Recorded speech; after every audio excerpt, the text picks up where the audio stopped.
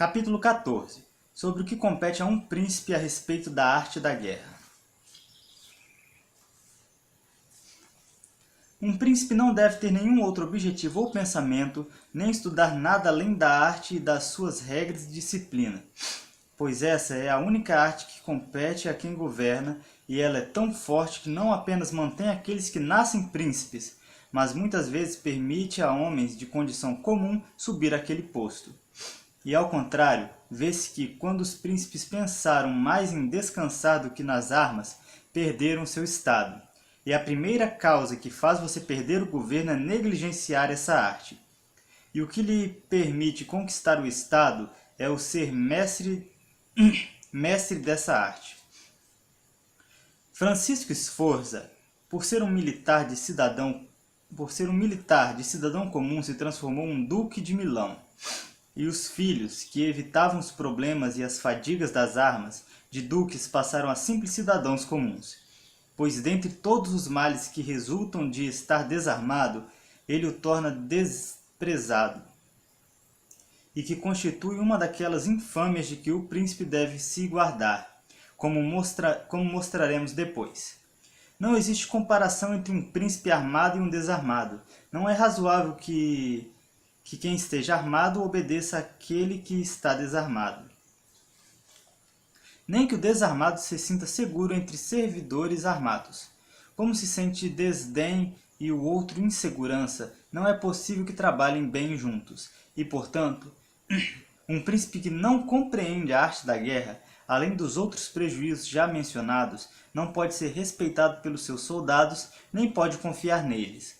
Ele deve, portanto, nunca deixar que a guerra saia dos seus pensamentos e, em momentos de paz, deve pensar ainda mais nos exercícios de guerra do que em momentos de conflito. Isso ele pode fazer de dois modos, com a ação e com o estudo.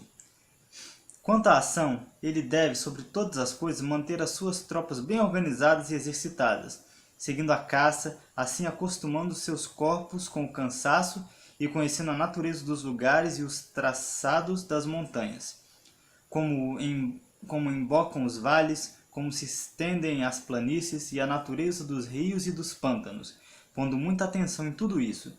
Esses conhecimentos são úteis por duas razões. Em primeiro lugar, ele aprende a conhecer o próprio país e assim é capaz de defendê-lo.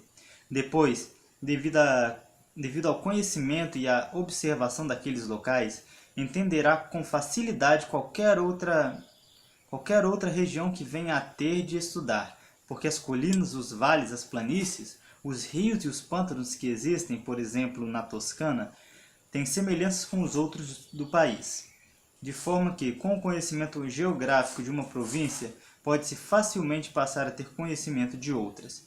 E o príncipe que não tem essa habilidade está desprovido do elemento essencial de que um capitão precisa, pois ela o ensina a surpreender o inimigo, escolher os locais para estabelecer os acampamentos, conduzir os exércitos, ordenar as jornadas e fazer incursões nos vilarejos com vantagem sobre o inimigo.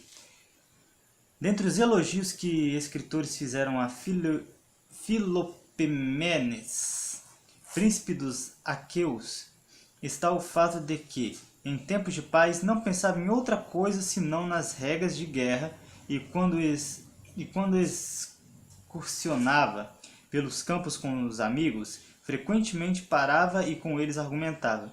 Se o inimigo estivesse sobre aquela colina e nós nos encontrássemos aqui com nosso exército, qual de nós teria vantagem? Como poderíamos atacá-lo, mantendo a formação da tropa? Se quiséssemos nos retirar, como deveríamos fazer?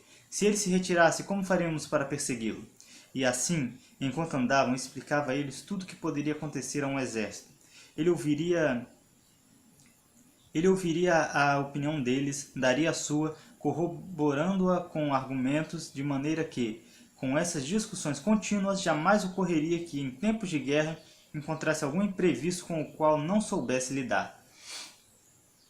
Mas para exercitar a mente, o príncipe deve ler sobre o passado e estudar as ações de homens ilustres, para ver como se conduziram nas guerras, examinar as causas de suas vitórias e de suas derrotas, de modo a poder evitar a derrota e imitar as vitórias.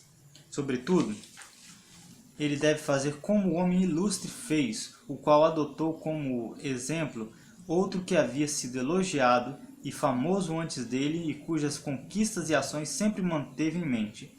Como se diz que Alexandre Magno imitou Aquiles, César Alexandre e Cipião imitou Ciro, e Cipião imitou Ciro.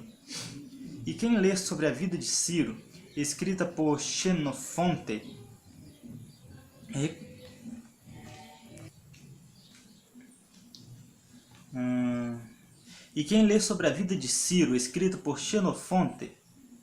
reconhecerá na vida de Cipião que aquela imitação o levou à glória, e como na castidade, afabilidade, humanidade e liberalidade, Cipião se assemelhava àquilo que Xenofonte escreveu sobre Ciro.